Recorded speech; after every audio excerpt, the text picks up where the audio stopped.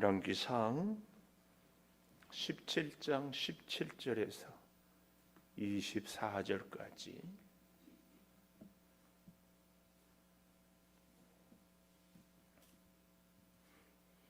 교독하십시다. 이 일 후에 그 집 주인 되는 여인의 아들이 병들어 증세가 심히 위중하다가 숨이 끊어진지라.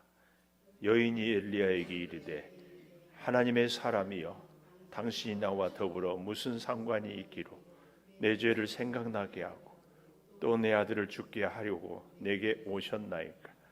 엘리야가 그에게 그의 아들을 달라 하여 그를 그 여인의 품에서 받아 안고 자기가 거처하는 다락에 올라가서 자기 침상에 누이고 여호와께 부르짖어 이르되 내 하나님 여호와여, 주께서 또 내가 우고하는 집 과부에게 재앙을 내리사 그 아들이 죽게 하셨나이까 하고 그 아이 위에 몸을 3번 펴서 엎드리고 여호와께 부르짖어 이르되 내 하나님 여호와여, 원하건대 이 아이의 혼으로 그의 몸에 돌아오게 하옵소서 하니 여호와께서 엘리야의 소리를 들으심으로 그 아이의 혼이 몸으로 돌아오고 살아난지라.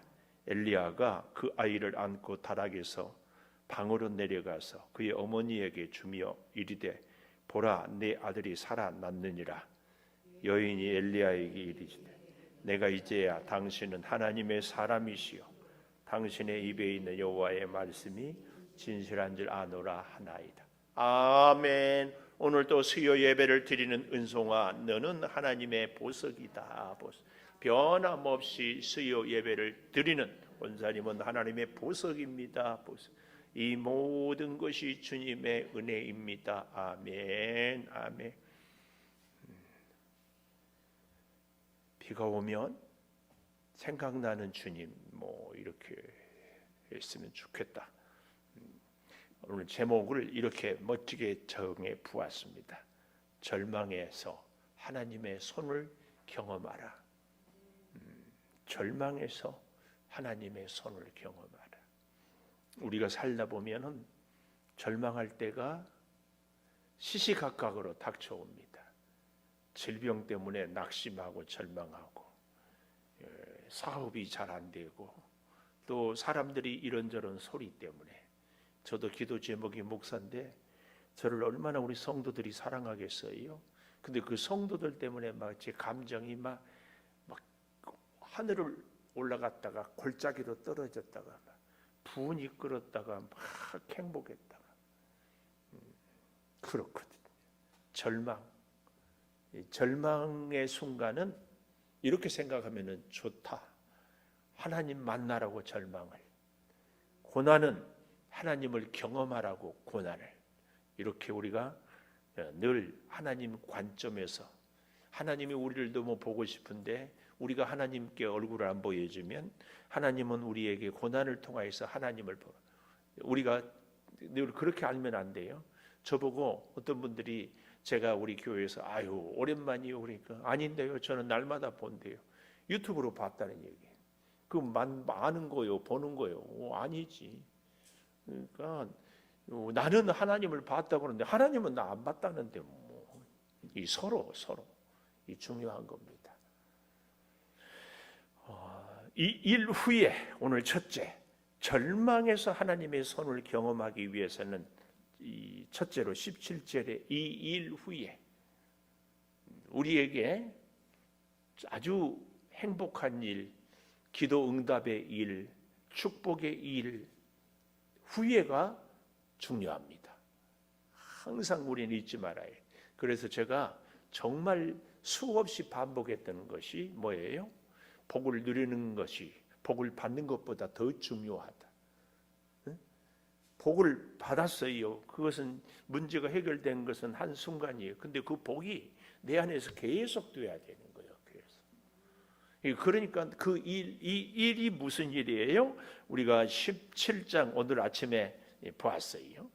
오늘 아침에는 제가 혼자 열리고 있는데 우리 성도들은 그냥 맹숭맹숭 하더라고. 그랬어. 할 수 없지 그랬어요. 어쩔 때는요, 저 혼자 설교하면서 제가 막 굉장히 흥분할 때가 있거든요. 이 삼류라 그래요. 하여튼 17장 1절에 디셉 사람 별로 이름 없이 떠오르는데 그에게 하나님께서는 놀라운 역사를 해서 그로 하여금 말을 하면 무슨 말을? 하나님의 말씀을 하면 그대로 이루어지게. 그래서 수년 동안 비가 오지 아니하리라. 그리고 그를 어디로 데리고 갔어요? 그리 시냇가에. 어떻게 하려고? 숨어서. 근데 그 시냇물은 비가 오지 않으면 마르는, 하늘에서만 주는 은혜로 먹고 살게 하는 것을 그리 시냇가 이렇게 교훈.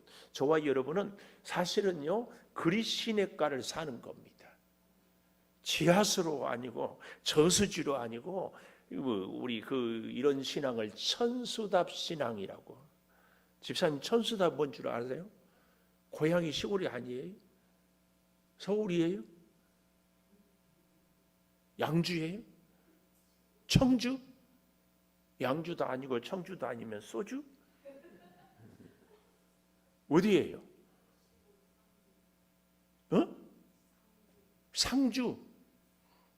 상주, 청주, 양주, 소주, 해주, 신의주, 이상하게 동네가 주로 끝나는 데가 많아요. 그런지 몰라도 사람 이름도 영주, 은주, 지주, 민주. 꼭 설교하다가 설교만 하지 엉뚱한 데로 꼭 잘 빠져요. 이 일 후에 그리 시냇가에 말라서 다시 사르밧 과부에게 가서 정말 기가 막힌 모습을 우리는 보지 않았어요. 가루 한 움큼, 그리고 또 뭐 했어요? 떡 한 조각, 병에 기름 조금, 그것으로 먹고 죽으려고 하는데 그걸 먼저 달라고 하는 이 기가 막힌 그런 일로 인하여서 놀랍게도 먼저 하나님을 찾고 먼저 하나님, 그러니까 이 과부와 아들이 먼저 엘리야에게 준 것은 사실은 하나님을 먼저 생각하는 겁니다. 하나님은 우리 눈에 보이지 않지만 하나님의 교회, 하나님의 종, 하나님의 사람들을 통하여서 하나님을 섬기고 하나님의 말씀을 듣고 하나님과 교제하고,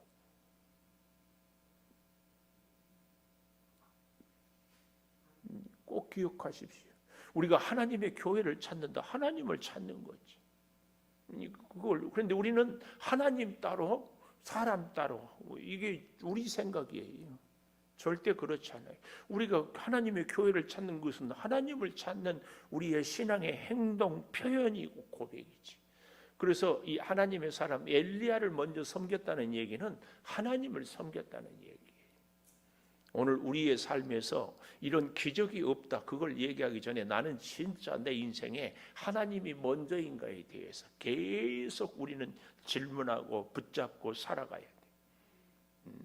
하나님을 먼저 찾지는 않으면서 우리는 먼저 기적을 보여주면 하나님을 섬기겠다, 그렇죠?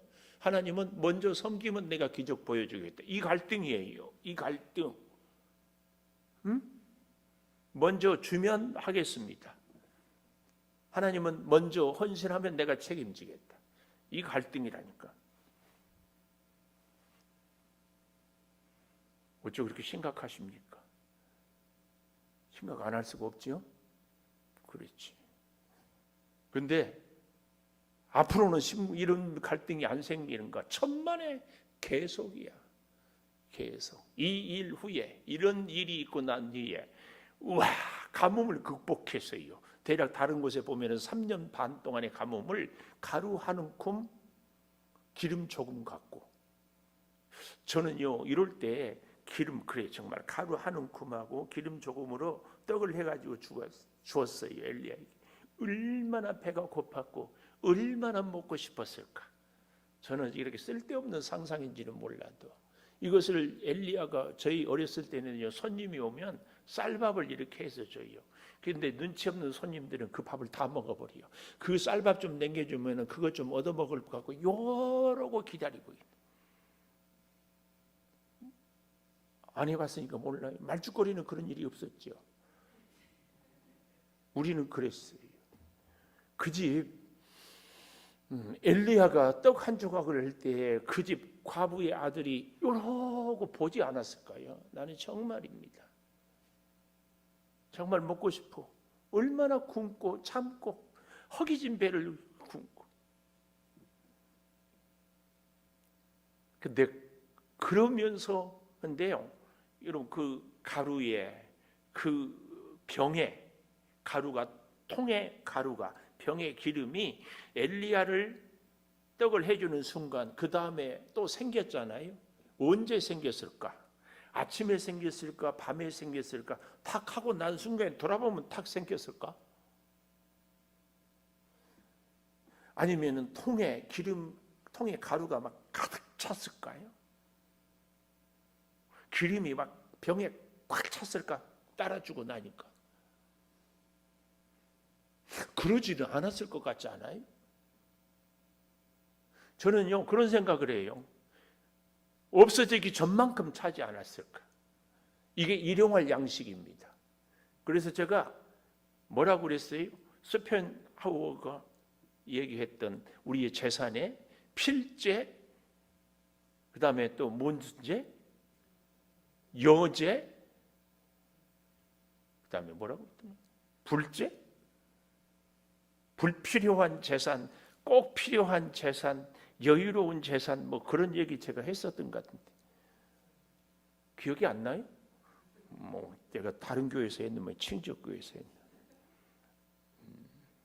정말입니다.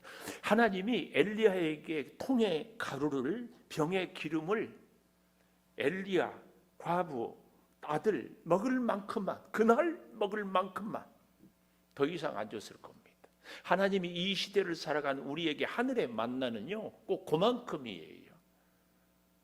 더 안 줬어요. 그리고 안식일 전날만 이틀분을 주고, 이게 하늘 양식, 하늘 만나로 사는 사람의 일생이.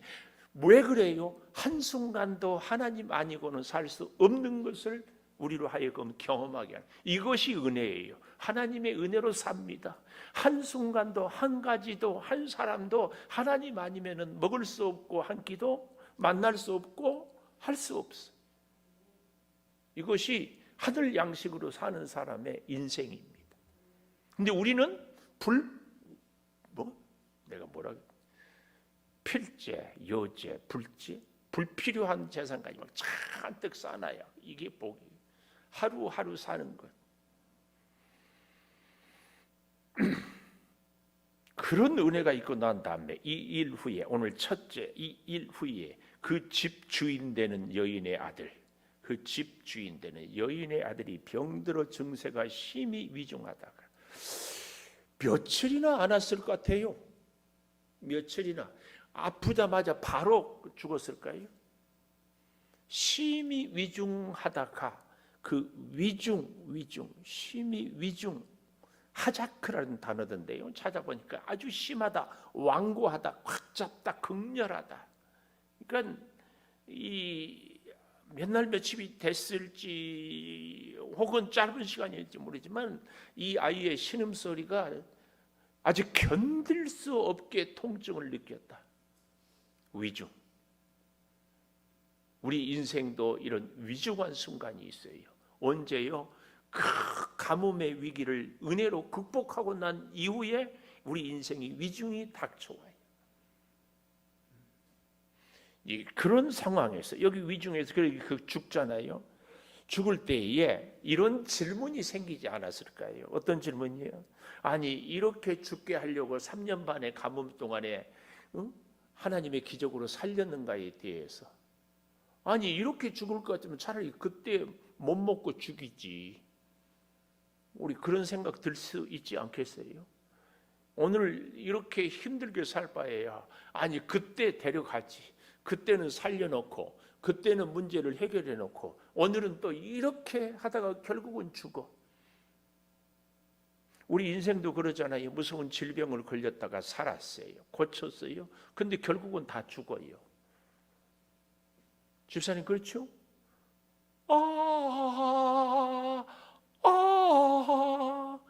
너도 가고 나도 가야지. 우리는 다 갑니다. 다 가.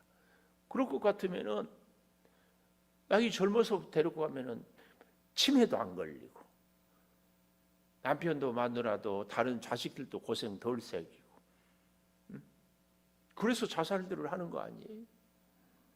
하나님이 이렇게 죽게 할 바에야 왜 그때 가뭄에서 살렸는가에 대한 질문이 당연히 생겼을 거예요. 그런가 하면 이런 질문, 하나님은 결국 이 시돈 땅이잖아요. 그리 시냇가에 있다가 시돈 땅에서는 하나님의 능력의 한계가 있구나. 제가 늘 얘기하잖아요. 시간과 공간이 우리에게는 정말 중요하다. 하나님은 더 이상의 하나님의 능력의 한계, 여기까지. 가루는 할 수 있고 떡은 줄 수 있어요. 음식은 줄 수 있는데 뭔 못한다? 병은 못 고친다. 우리도 그렇잖아요. 우리 자녀들을 먹이고 살리기는 하는데 병은 못 고쳐.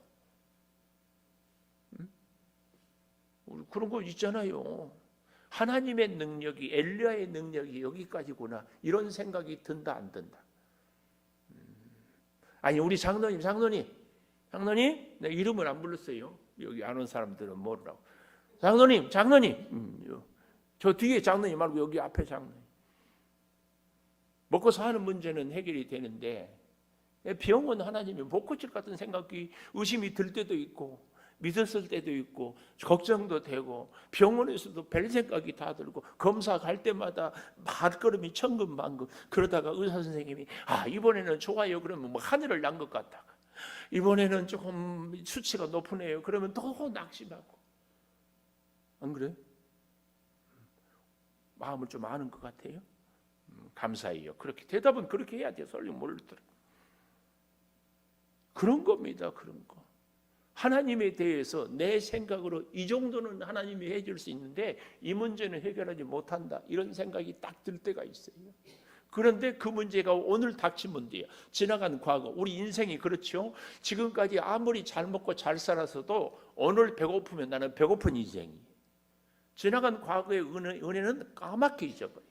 그런데 하나님은 이런 일들을 겪게 함으로 하나님을 다시 만나고 다시 경험하고 다시 믿음을 새롭게 하고 싶었어요. 다시 하고 싶어서. 이러면은 아멘 해야 돼요. 아멘. 우리 인생은요, 반드시 이렇게 새롭게, 이 일 후에 새롭게 하나님을 만나야 돼요. 여기 있는 분들 중에서 지난날의 어려운 시절들 다 보내고 자녀들 다 키우고 이제는 내 앞가림만 하고 된다고 그러는데, 하나님 보시기에는 네 문제 해결이 아니라 너하고 나와의 관계가 문제다. 다시 새롭게 만나자. 지금 그렇게 얘기하고 계신다. 그래서 심히 위중하다가 몇 날 며칠인지 하루인지 하여튼 죽었어요. 숨이 끊어진지라. 숨이 끊어지면 장례 치르면 되지. 이 웃겨요. 저는 이런 본문을 볼 때마다 18절, 여인이 엘리야에게 이르되 하나님의 사람이여, 당신이 나와 더불어 무슨 상관이 있기로 내 죄를 생각나게 하고 또 내 아들을 죽게 하려고 내게 오셨나이까. 아니, 아이 죽인 것이 뭐 엘리야 잘못이에요? 또 한편으로 생각해 보면 그래도 가뭄 3년 반이나 살았으니까 그 일도 감사할 일이 있지. 엘리야가 죽게 하고 엘리야가 병들게 했냐고. 다 이것이 내 허물입니다. 뭐 그래야지. 우리는요, 꼭 위기가 있고 문제가 있으면은 자꾸 그것을 누군가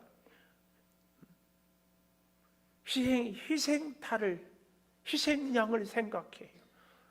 지난 정권에 코로나 때문에 정권이 흔들리니까 교회 로마의 네로 황제가 흔들리니까 예수 믿는 사람들이 불질렀다. 이거 국가만 그럽니까? 우리도 오늘 내가 이렇게 사는 것이 누구 때문이다? 나는 잘못이 아니고 뭐 자녀 때문이다, 아내 때문이다, 남편 때문이다, 환경 때문이다, 뭐 이렇게 세상이 악하기 때문이다. 자꾸 이런 핑계를 우리는 찾아요. 잘 봐야 됩니다. 그런데요, 참 놀라운 것은 여기 18절을 다시 볼까요? 하나님의 사람이여 당신이 나와 더불어 무슨 상관이 있기로 내 죄를 생각나게 하고. 굉장히 중요한 포인트입니다. 우리에게 좋은 일, 힘든 일, 평안한 일, 어려운 일이 있을 때마다 항상 우리는 하나님과 나와의 관계 생각해야 되고, 그 관계에 있어서 진짜 하나님 앞에 갈수록 나의 허물, 나의 죄가 보이는 사람은 믿음이 아주 건강한 믿음의 사람입니다. 그런데 반대로 다른 사람들이 보이고 다른 사람들의 죄를 얘기하는 사람들은 믿음이 정말 약한 사람입니다. 네, 신신당부해요. 무슨 사건이든지 무슨 일이든지 있을 때마다 누군가를 희생양을 찾고 그에게 다 퍼붓고 따지고 하는 것은 정말 아니올시다. 성도들은 은혜를 못 받으면 목사 때문에 못 받는다고 그러고, 목사는 목회가 안 되면 성도들이 수준이 안 맞아서 그런다고 그래요. 남편은 아내 때문에 못 산다고 그러고, 아내는 남편 때문에 못 산다고 그래요. 애들은 엄마가 잘못하고 다 그렇게. 오늘 여기 18절에 그래도 이 여인이 그나마 다행인 것은 내 죄를 생각나게 하고 내 아들을 죽게 하려고, 내 죄를 생각나게. 그래서요, 정말 재밌는 것은 이 수미쌍관법, 그 다음에 제가 뭐 그런 얘기했죠. 양 껍데기가 있고 안에 진짜가 있는 거 이거 뭐라고 그러죠? 샌드위치법. 요즘에 이렇게 자꾸 샌드위치법. 그러니까 양 껍데기는 중요한 포인트를 얘기하기 위해서, 자 보십시오. 18절 지금 얘기했죠. 18절에 하나님의 사람이 내게 와가지고. 근데 24절에 가보십시오. 여인이 사람에게 이르되, 엘리야에게, 내가 이제야 당신은 하나님의 사람. 18절에 하나님의 사람, 24절에 하나님의 사람. 또 샌드위치 기법의 19절에 보니까 엘리야가 그에게 그의 아이를 달라 하여 그를 여인의 품에서 받아 안고 다락에 올라갔다. 여인을. 23절에 보니까 엘리야가 그 아이를 안고 다락에서 방으로 내려가서 그의 어머니에게 주며 보라 네 아들이 살아났다. 엘리야가 아이를 19절에서는 받아서 올라갔고 23절에는 다락에서 살려서 내려오고.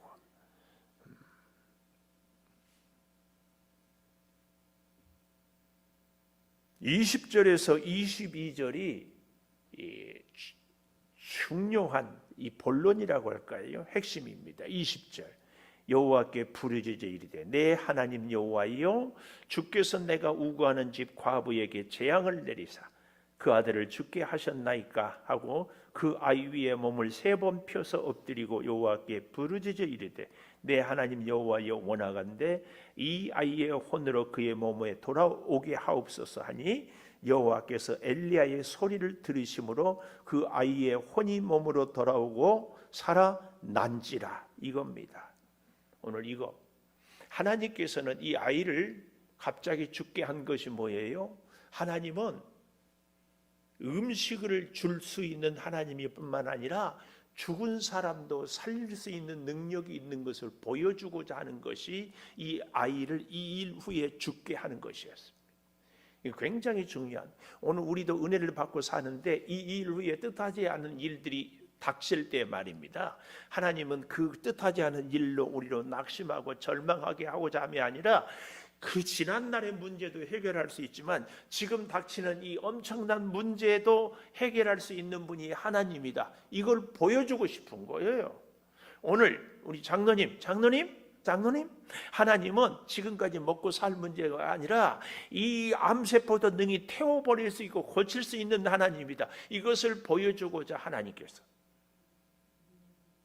이거 이 일을 위해서 엘리야가 어떻게 했어요? 그 죽은 아이를 데리고 자기가 거처하는 다락방에, 지금까지는 이 죽은 아이는 이 여인의 문제였어요. 그러나 엘리야가 데리고 올라간 다음부터는 누구의 문제예요? 이 죽은 아이는 엘리야의 문제예요. 너의 기도의 제목을 나의 기도의 제목으로. 지금까지는 제3자의 일인데 이제는 내 일이 된 거예요. 뭐예요? 우리는 기도를 이렇게 하는 겁니다. 기도는 이렇게 하는 거예요. 그러니까 여러분들이 저를 위해서 기도한다, 우리 목사님을 위해서 중보하고 기도한다, 하나님 우리 목사님에게 어쩌고 저쩌고 하는 게 아니라 목사가 되어서 목사의 심정으로, 목사의 아픔으로 기도하는 거. 그럴 때 기도가 응답이 돼요. 하나님 우리 목사님 정신 차리게 해주세요, 이런 기도 갖고는 곤란합니다. 어떤 분이 막 그렇게 목사님을 위해서 기도한다 하면서 내용을 보니까 다 뭐 정죄하고 이렇고 그러니까 이렇고 저렇고, 그건 아니에요. 우리가 누구를 위해서 기도한다고 그러는데 뭐 자기는 넣고 저 사람은 문제 있죠, 그런 기도는 응답이 안 됩니다. 하나님 내가 우리 목사님을 위해서 기도하지 못했습니다, 회개합니다. 이 기도가, 이 기도가 우리가 누구를 위해서 중보한다는 기도는 바로 그런 기도예요. 나는 의롭고 목사님은 의롭지 못하니까 주여 저 목사님 깨닫게 해주십시오. 아니야, 내가 깨달아야 돼. 내가 깨달아야 돼. 중보 기도가 뭔지도 모르고 그냥 이렇게 하는 거예요. 좀 잘 기억했으면 좋겠어요. 하여튼 중요한 기도하면은, 아니 중요한 말씀을 전하면 표정이 딱 굳어지는 것은 우리 교회의 문화인지, 그렇게 심각한 얘기를 할 때 활짝 웃으면서 착 받아들이면서 아멘.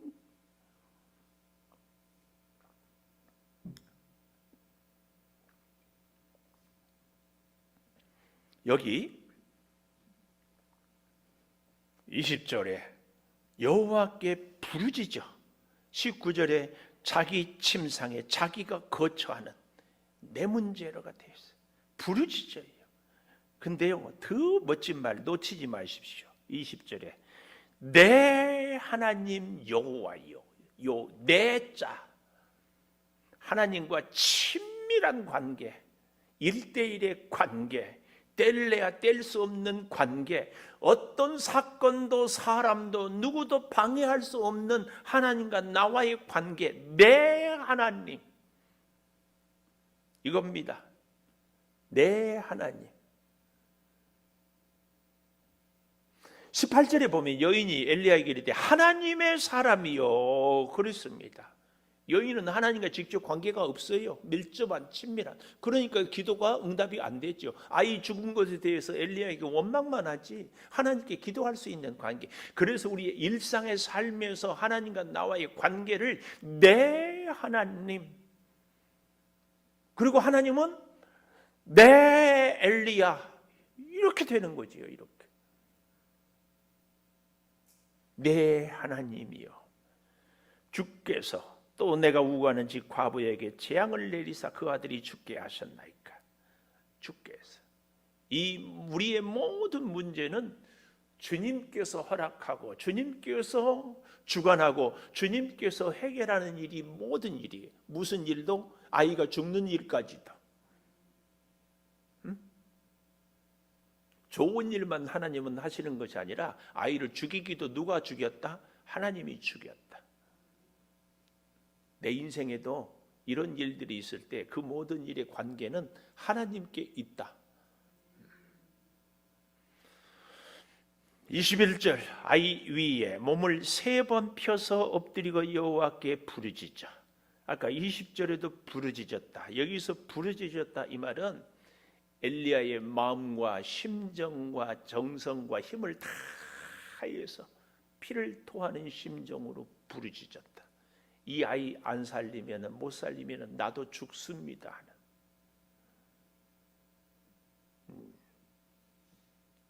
아시겠습니까? 이걸 기억해야 돼. 그래서요 21절에도 부르짖지, 여기서도 아까 27절처럼 내 하나님 여호와여, 그렇죠? 계속 내 하나님 여호와여. 원하건대 이 아이의 혼으로 그의 몸에 돌아오게 하옵소서. 이 혼이라고 써 있는데 우리가 흔히 말하는 영혼육, 이게 아니고 이 헬라어에서는 아니 히브리에서는 네페시, 생명, 영혼 이런 것들을 다 네페시라는 단어로 그의 몸으로 돌아오게 하옵소서 그랬습니다. 그때 아주 귀한 말씀이 22절에 여호와께서 엘리야의 소리를 들으심으로, 정확하게는 부르짖음을 들으심으로 하나님이 들어주십니다. 아이의 혼이 몸으로 돌아오고 살아난지라. 근데 참 재밌는 것은요, 21절에 아이의 몸에 3번 펴서 엎드리고 3번 펴서, 열왕기하 4장 34절, 열왕기하 4장 34절.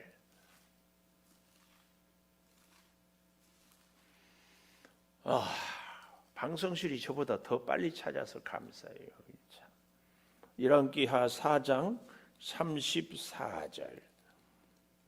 아이 위에 올라 엎드려 자기 입을 그 입에, 자기 눈을 그 눈에, 자기 손을 그 손에 대고 그의 몸에 엎드리니 아이의 살이 차차 따뜻하더라. 엘리사가 내려서 집안에 한번 이리저리 다니고 다시 아이 위에 올라 엎드리니 아이가 7번 재채기 하고 눈을 뜨는지라. 엘리사가 게하시를 불러 저 수넴 여인을 불러오라 하니 부르매 여인이 들어가니 엘리사가 이르되 내 아들을 데리고 가라 하니 여인이 들어가서 엘리사의 발 앞에 땅에 엎드려 절하고 아이를 안고 나가더라.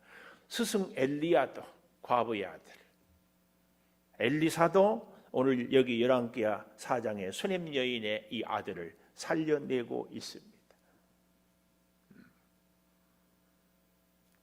같지만 조금 다르고, 그러나 하여튼 이 살려내. 재밌는 것은요, 레위기에 보면 시체를 만지면 부정한 자가 됩니다.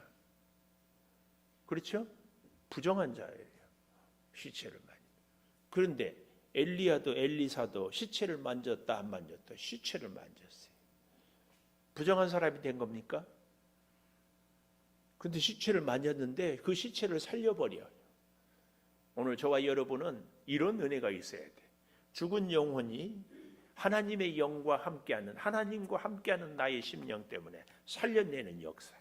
하나님의 생명이 나를 통해서 전달이 돼야 돼. 전달.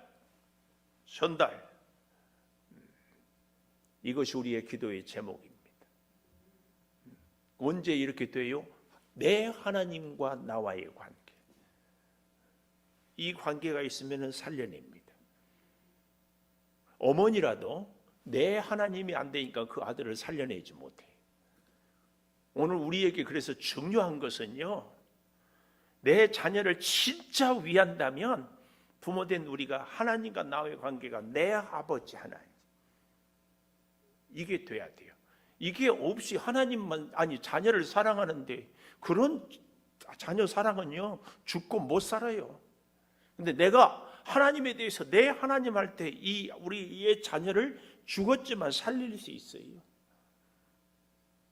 우리의 가정에 진짜 하나님이 내 가정의 주인이 될 수 있게, 이게 있어야 돼. 근데 우리는 진짜 웃기죠. 먼저 과부와 아들이 빵 먹고 남으면 엘리야 주고.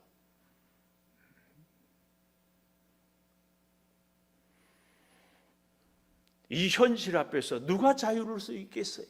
목사도 장로도 뭐. 우리의 믿음 생활이 과연. 그래서요, 첫째로는 이 일 후에라면은, 두 번째로는 여호와께 부르짖어야 돼. 절망에서 하나님의 손을 경험하기 위해서는 내 하나님과의 밀접한 관계로 하나님께 부르짖어야 됩니다. 20절, 21절에 부르짖어.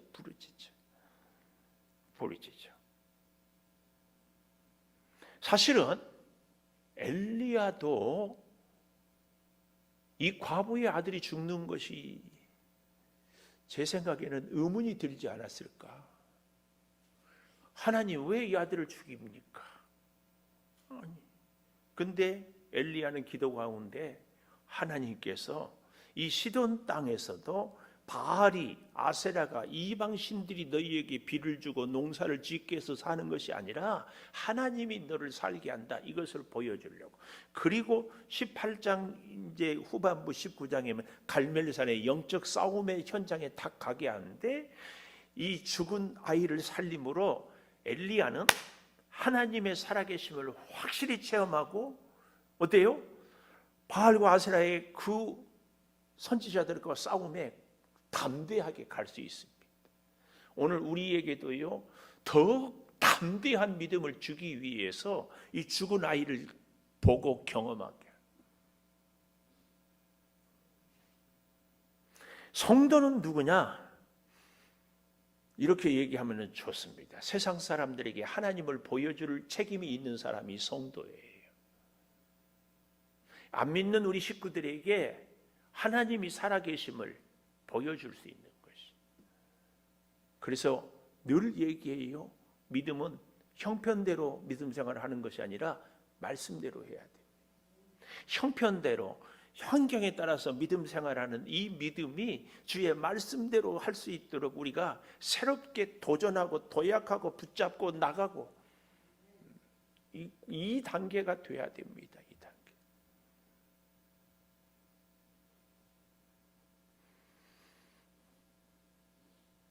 문제 해결의 능력은요, 잘 봐야 됩니다. 엘리야가 아니라 하나님입니다.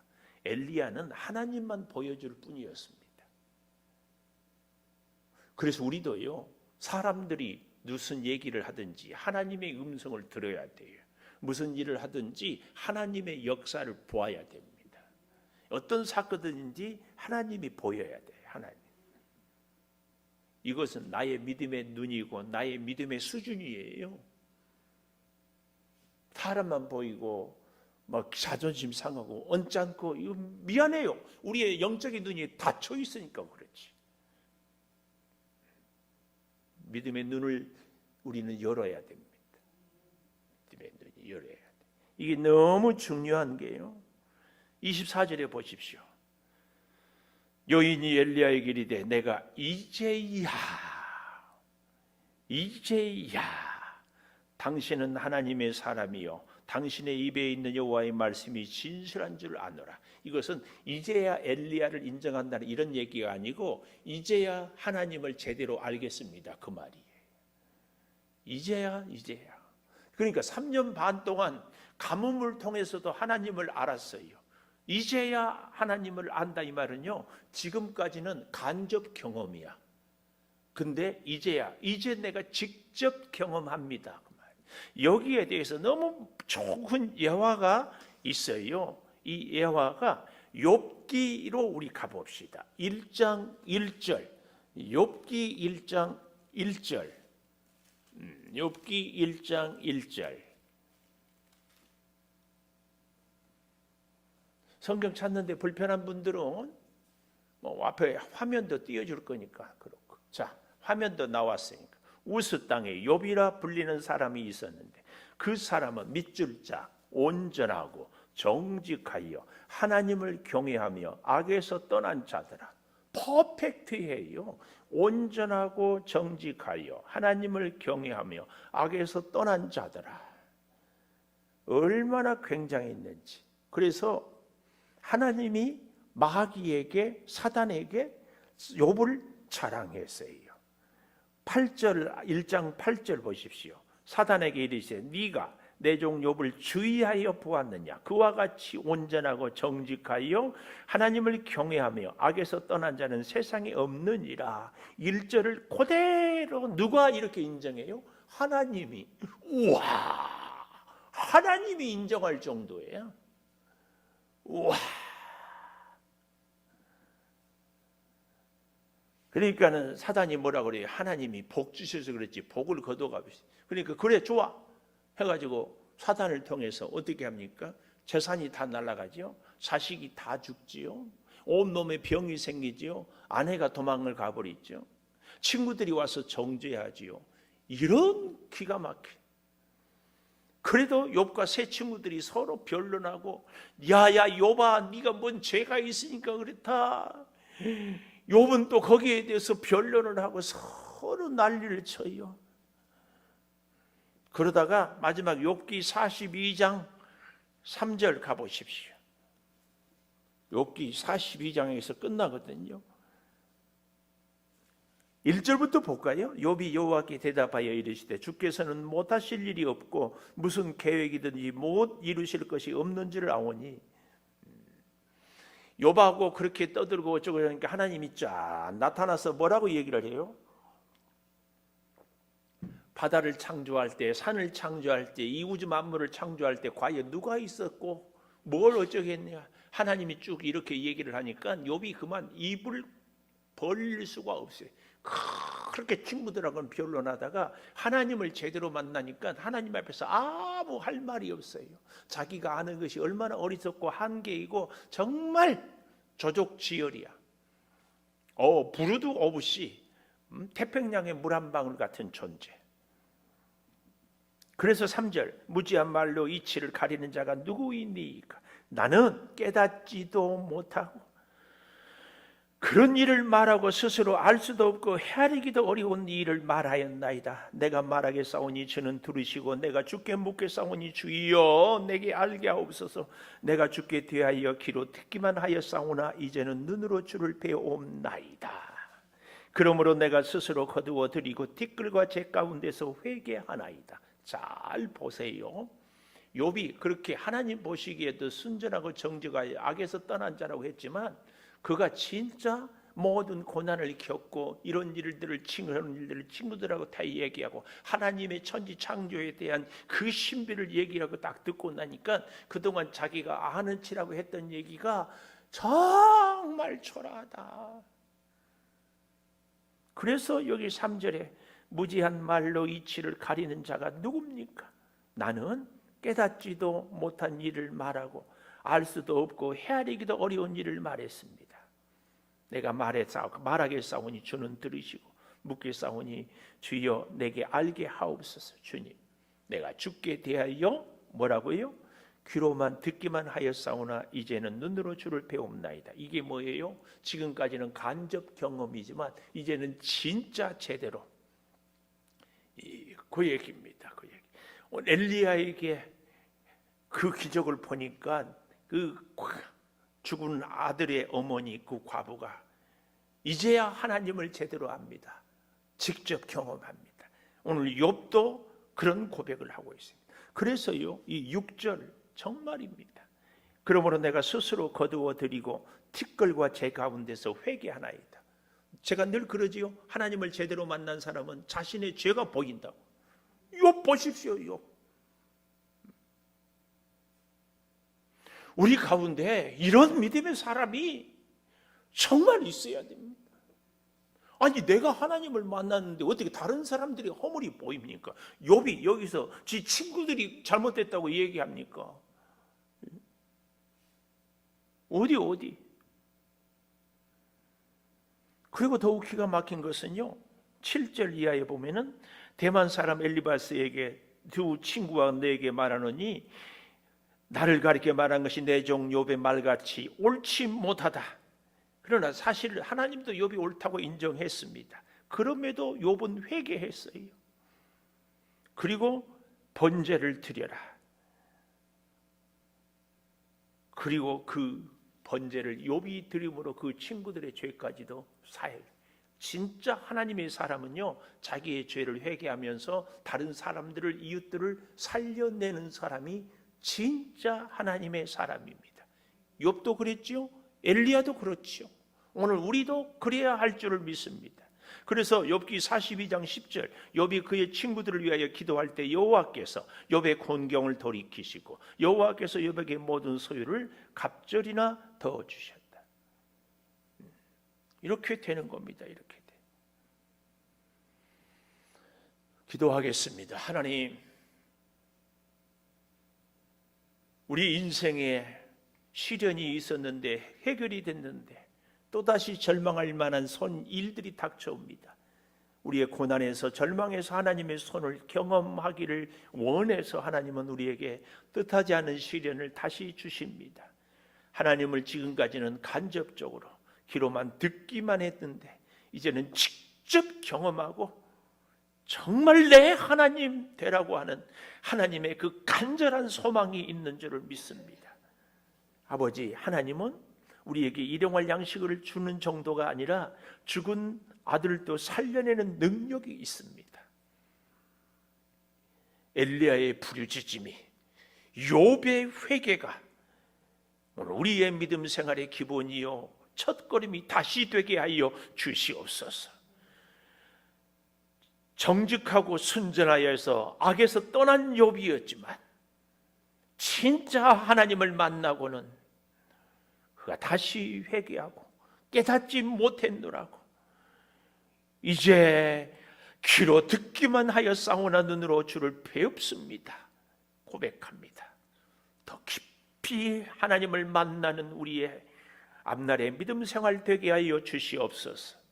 지금은 우리 주 예수 그리스도의 은혜와 아버지 하나님의 무한하신 사랑과 성령의 감동하심이 영원토록 함께 하시옵기를 간절히 축원하옵나이다. 아멘.